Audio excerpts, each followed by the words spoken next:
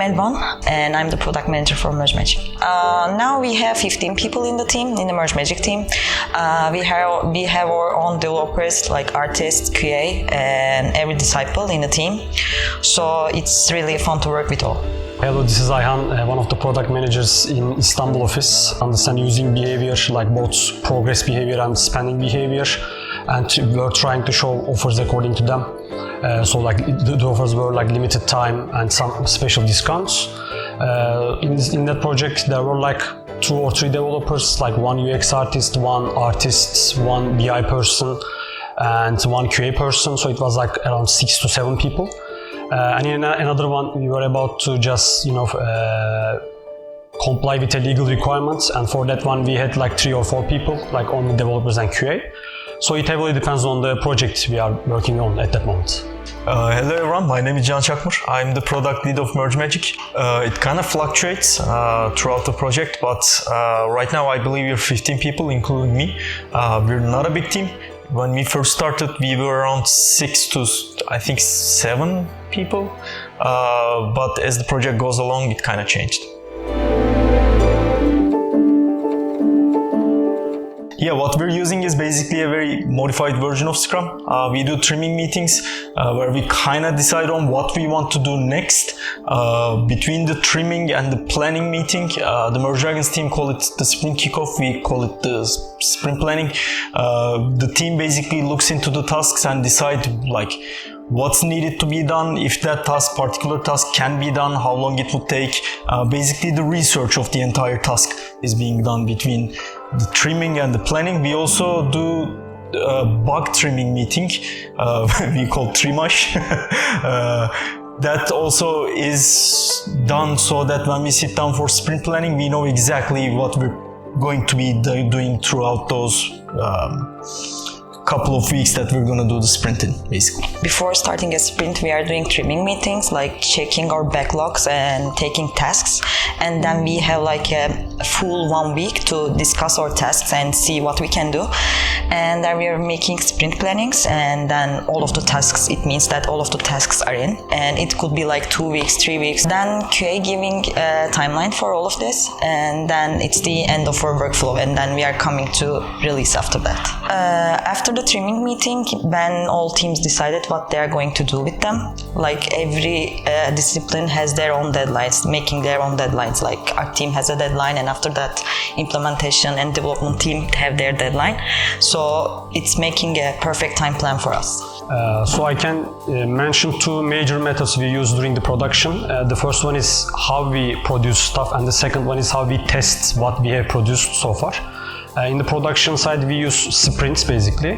A sprint is like usually 2 to 3 weeks of time of dedicated manpower and time.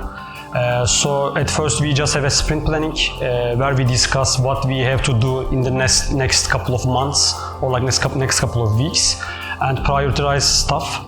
And then the most important ones are picked for the next sprint, and we start to work on them after just a kickoff meeting.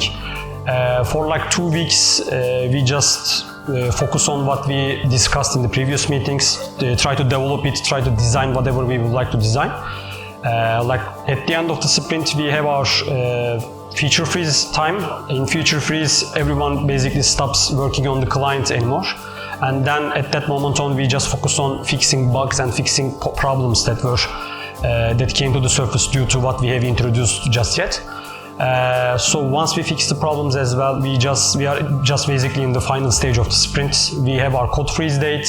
Everything has worked as expected at that moment. Then we release this new final version to like 1 to 5% of the users, live users, just to make sure that everything is working on live as well. Like by checking a couple of critical metrics such as like ANR numbers, like number of crashes, a number of tickets from our customer support team, we make sure that the newest version is working as expected, and then we just release it to 100% of the users. This is basically how we produce stuff. And the second thing, like once we produced what we have produced, we are usually testing if it's going to be valuable for us or not, so if it's going to work well for us or not. And we are doing A/B tests for this one. In an A/B test, we have a control variant where you keep the game basically the same. and in another variant you try whatever you would like to try and keep everything as the same. So it's just A for control group, A plus whatever you want to try in B, C, and D and E. And by acquiring some users and testing this for like 90 days, 25, 150 days depending on the scope, we just make sure that we collect enough data, we collect enough users, and then we check the results and see if it actually went well or not. If it's fine, we just ship it to the normal game. So basically what we have introduced becomes the normal part of the game. And if it didn't work well, we just shelve the idea and maybe do it 2 years after that one. So that's basically it. We create by having sprints, we test by having A/B tests.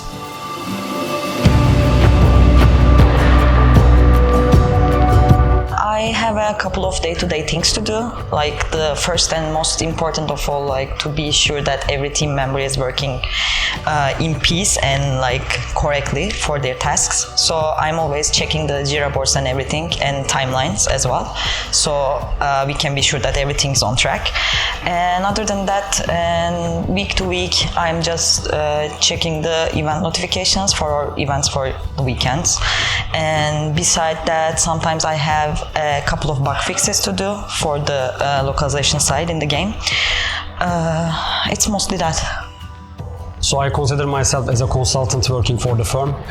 On a daily basis, I'm in talks with product managers and especially designers, trying to find the ways to improve the game. So we do this either by having some A/B test ideas or analyzing thanks to our BI team, or benchmarking other publishers' titles and trying to understand what they do the best and what we can improve in our game basically.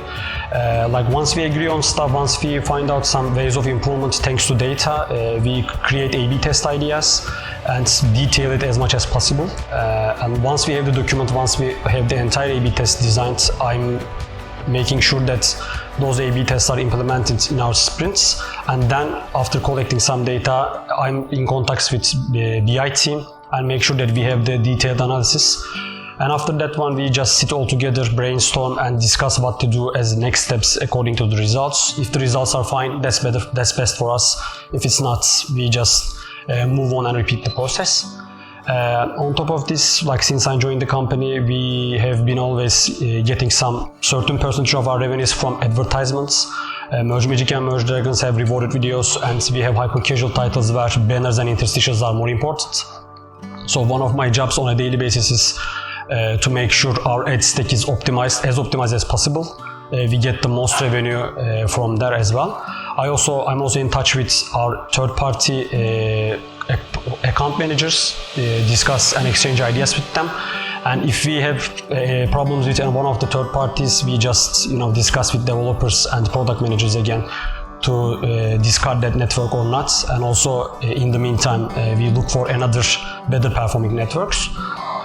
On top of this, of course, we have a lot of weeklies, dailies, some sync up and brainstorming meetings. I try to attend to basically all of them.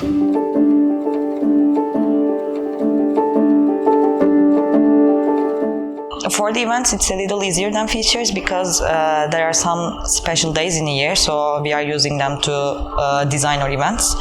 So it's a little easier than the features, like I said. But for features, we also have the Merge Dragons, and they have some cool features.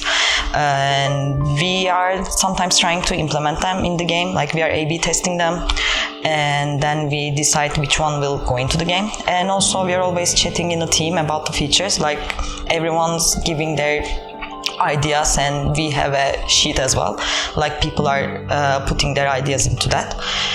And then we are checking it and to see which one is cool to do in the game. And like I said before, mostly we are A/B testing it before implementing in the game, then we can be sure if it's a good thing to add or not. And the feature thing is going on like that.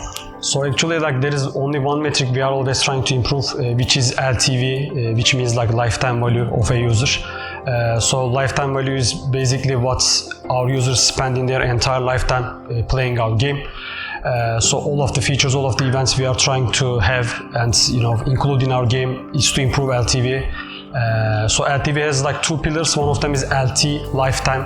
So the amount of time users are willing to spend in our game, and value, So it's basically ARPDAU, like revenue per DAU, revenue our users are spending in the game on a daily basis.